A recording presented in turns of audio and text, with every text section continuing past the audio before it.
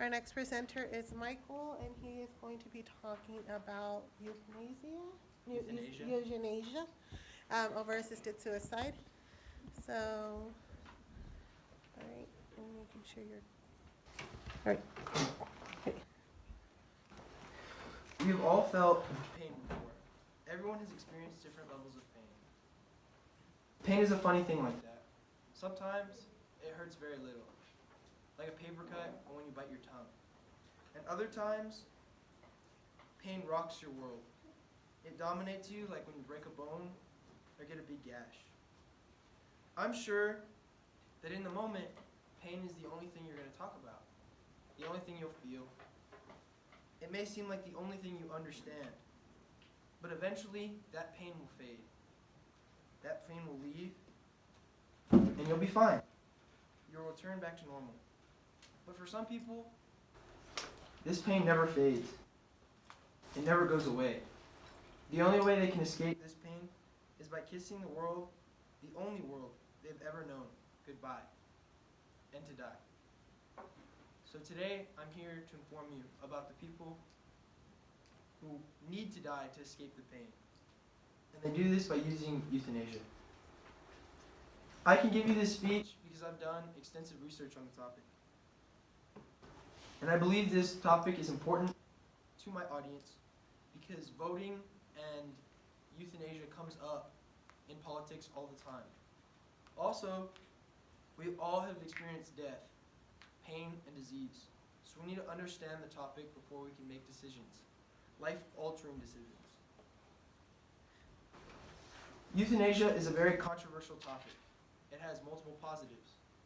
One, if your family member is comatose, or if they're hurting, and you can't support them in the hospital bills, you can end their life, and you won't feel bad because you're taking them off life support, because there's no point of living if they can't actually live anymore.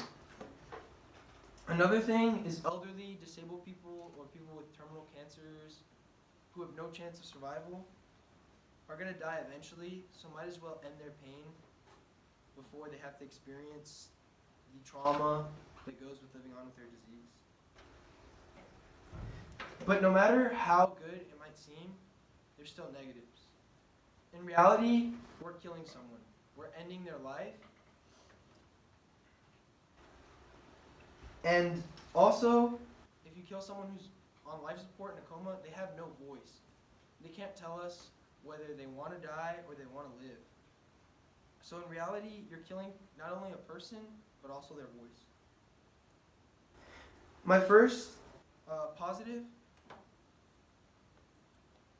in the subject is ending a person's pain and suffering. I read an article at CNN, and it was about this woman who's 28 years old.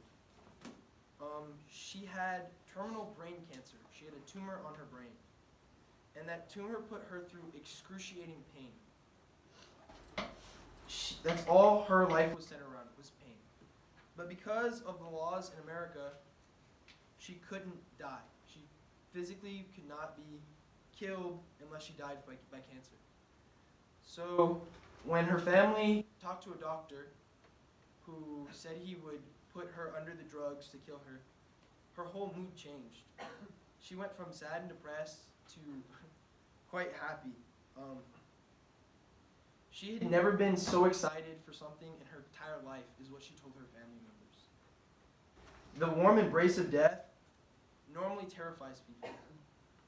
But to her, it made it seem like paradise, like a weekend vacation. My other pro is it helps take the burden off family shoulders.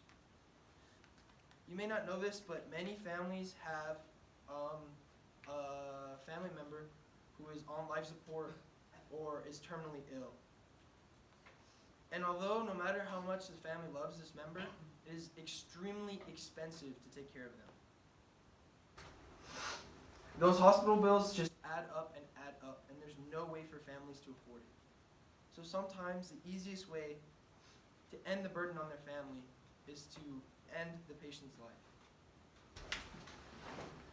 This helps the family because not only do they get the closure knowing that their family member is not struggling in the hospital, but also they can finally financially recover.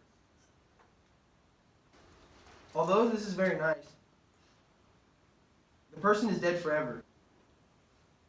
So one con is you're never going to get them back. If the person goes through euthanasia, like, you won't ever see them. I recently had a family member who went through euthanasia process because they lived in a place where it was legal. And before they died, they had breast cancer, my family member. And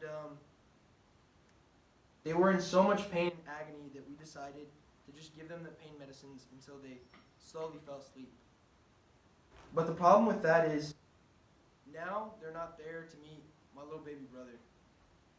They're not there to experience the memories with us. And they could have tried to fight off the cancer.